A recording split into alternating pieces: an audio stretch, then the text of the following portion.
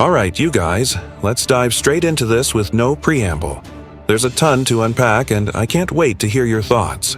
The air is thick with half-truths, outright lies, and narratives that don't quite add up. Why the spin? Why the rush to tidy up a story that's anything but clean? Last month, on September 10th, 2025 at Utah Valley University, my friend Charlie Kirk, firebrand founder of Turning Point USA, was gunned down. Not just killed, but publicly executed in front of 3,000 people. The world watched, phones recording, live stream rolling, until a single shot cut it all to black. By evening, the news was everywhere. Charlie Kirk, dead from a sniper's bullet to the neck. But this isn't just a tragedy. It's a phenomenon. A digital war zone where grief, suspicion, and spectacle collide. At the heart of it are two women, Erika Kirk, the composed widow, and Candace Owens, the unrelenting provocateur. Their clashing responses, forgiveness versus fury, have turned a personal loss into a national obsession. Social media's eating it up, dissecting every frame, every word, every silence. But beneath the hashtags and viral clips, the questions won't quit. Was it really a lone gunman, or is something darker at play? The bullet's path, the rifle's quirks, the official story's polish, it all feels too neat, too scripted. If you want justice for Charlie, stick with me to the end and drop hashtag We Want Justice for Charlie Kirk in the comments. Let's start with the official story, because that's where things get murky fast. The FBI swooped in, named Tyler James Robinson, a 22-year-old from St. George, Utah, as the shooter.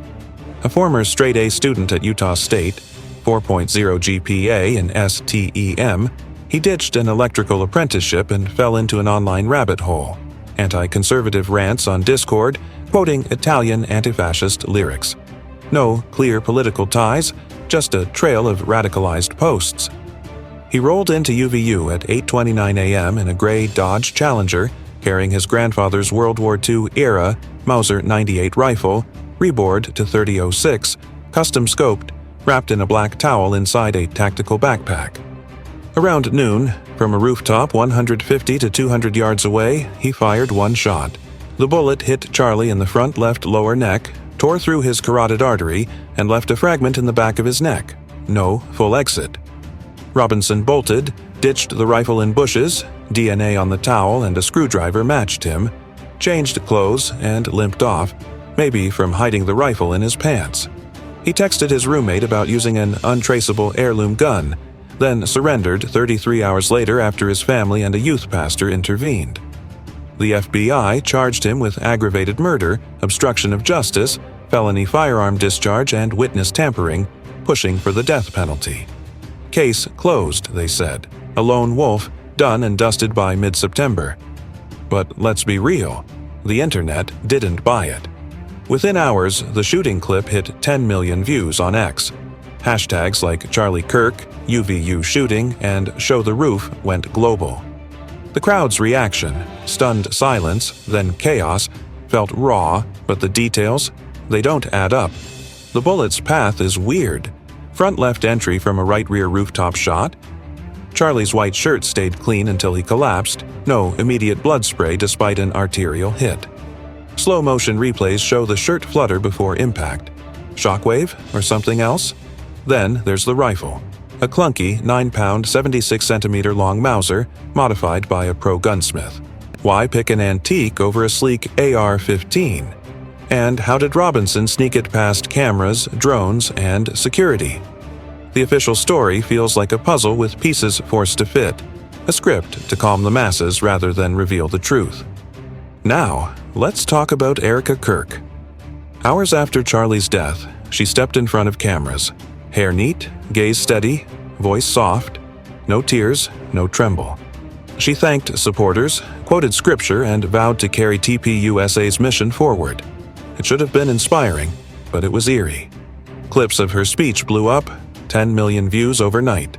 Netizens froze frames, zoomed on her eyes, her necklace, her nods. Too calm, too perfect, they said. What's she hiding? Social media turned her grief into a national Rorschach test. Half saw a woman of faith holding it together. Half saw a calculated act. At a candlelight vigil in Washington, D.C., days later, Erika appeared again.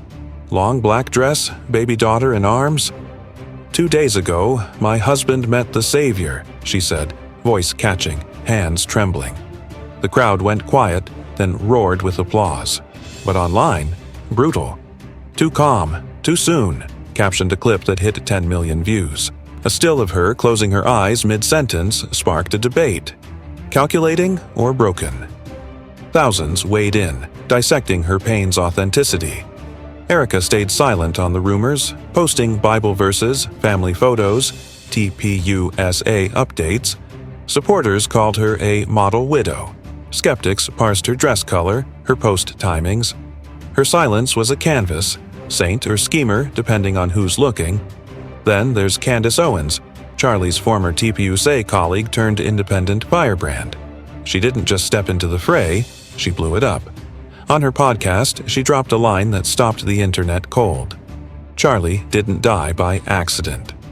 He was betrayed by his pillow cryptic. Loaded, it was a match to gasoline. Pillow was instantly decoded as someone close. Erika? A TPUSA insider? No proof, just Candace's flair, but it was enough. Her podcast shot to #1 on Spotify, viewership tripled, and X exploded with betrayed by pillow memes, remixes, slow-motion edits. Within 24 hours, the clip was shared millions of times, splitting fans. Half saw her defending a friend, half accused her of milking tragedy for clout. Candace kept going, posting blurry screenshots, cryptic texts from unknown senders, hinting at powerful forces silencing Charlie. She pointed to his recent jabs at foreign policy, a mysterious Hamptons billionaire meeting. Someone close to Charlie knows exactly what happened, she said, leaning into her mic, eyes sharp. Everyone knew she meant Erika, though she never said the name. Hashtags like #ShowTheRoof hit #1, as netizens demanded answers about rooftop access. Candace claimed witnesses were gagged, footage buried, even conservative media controlled. Her wildest claim? Charlie appeared in her dream, whispering of betrayal with international consequences. She tied it to leaked TPUSA chats, where Charlie questioned hardline Israel stances, hinting at an ideological hit. No evidence, but the internet ate it up. Reddit mapped power webs, TikTok dissected roof shadows, YouTube ballistics nerds modeled trajectories. The evidence itself is a mess. The bullet's path, front left entry, fragment in the back, raises eyebrows. At 150 to 200 yards, a .30-06 should have punched through, but it didn't. Ballistics experts say tumbling's common at that range, but the shirt flutter before the shot suggests a shockwave or tampering. The Mauser's a head-scratcher, rebored, custom-scoped, untraceable pre-1968 import. Why not a modern rifle? How did Robinson carry a 9-pound, 76-centimeter weapon in a backpack, climb a roof, and assemble it undetected? Was it a massive security lapse, or did someone look the other way? The internet turned detective. Ex-users, TikTok sleuths, YouTube ballistics buffs built 3D models, mapped angles, scoured shadows. A blurry rooftop figure moving too smoothly sparked choreography theories. A dark cloth on site matched viral footage, coincidence or clue. Claims of Charlie in a hazmat suit, just a mic clip per fact checks, and hand signals from his team, techs adjusting gear, became conspiracies. A bewildered man in the crowd, vetted by police, clean, turned into an inside job meme. Mainstream media's silence on crowd footage, labeled unverified, screamed cover-up to netizens. Why no deep dive with their budgets? Why pave the crime scene so fast for healing? The official narrative, lone gunman, clear shot, quick arrest, feels like a puzzle missing pieces. Erika and Candace became the story's poles. Erika, the traditionalist, embodied faith and resilience, her silence a canvas for projections, saint or schemer. At Charlie's memorial, surrounded by bouquets and flickering candles, she spoke softly of legacy. Daughter in arms. Her hand on the coffin, lips trembling, became iconic, cropped and captioned across platforms. Supporters saw a grieving widow, skeptics saw polish. Candace, the rebel, wielded doubt like a weapon. Her "betrayed by his pillow" line was a cultural sensation, hinting at TPUSA insiders, foreign policy foes, a billionaire's meeting. She claimed witnesses were silenced, emails deleted. Her viewership soared, but leaks of old TPUSA emails suggested a bitter 2020 exit, framing her as a score settler. X split. Half hailed her as truth's torchbearer, half called her a grifter dancing on Charlie's grave. Her response? The truth doesn't need permission. A viral quip weaponizing her brand. Theories spiraled. Some pushed a two-shooter scenario, roof sniper plus crowd operative, a palm gun or IR beam, per Fringe X posts. Others claimed a staged hoax, citing Charlie's clean shirt and no immediate blood, debunked by autopsy body cam. The wildest tied Robinson to Mossad or Mormon cabals, citing Charlie's Israel critiques in leaked chats. Candace's dream vision fueled this, but no proof. Josh Hammer called it a calculated smear. Reddit wove power maps linking politicians, donors, Zinn's Epstein-adjacent felonies. Yet the FBI stuck to its story. Robinson's DNA, texts, casings tied him alone. No second shooter, no cabal, just a radicalized kid with a grudge. This isn't just about Charlie's death, it's about what it's been turned into. TPUSA signups surged, state laws against political violence passed, North Carolina's no parole bill, and Charlie became a global martyr. Vigils in Peru, UK far-right rallies. Trump called him a legendary martyr, vowing a Medal of Freedom. But it's fractured America. Erika's forgiveness clashes with Candace's rage, mirroring conservative divides. Old guard faith versus populist rebellion. Social media made grief a circus. Every frame a clue, every silence a scheme. Tucker Carlson called the memorial the end of an era. Glenn Beck urged prayer. Yet Candace's "They Can't Bury the Truth" became a TikTok anthem, an X manifesto. The memorial, meant to be private, turned public. Cameras clicking, algorithms churning.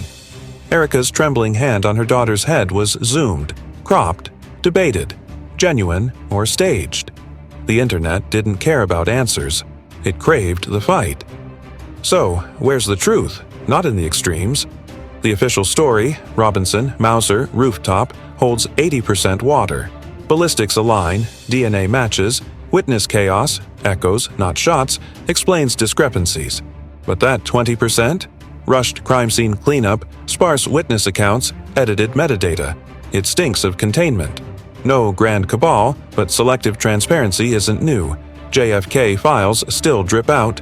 Charlie challenged power. His death amplified his voice, ironically fueling TPUSA's growth.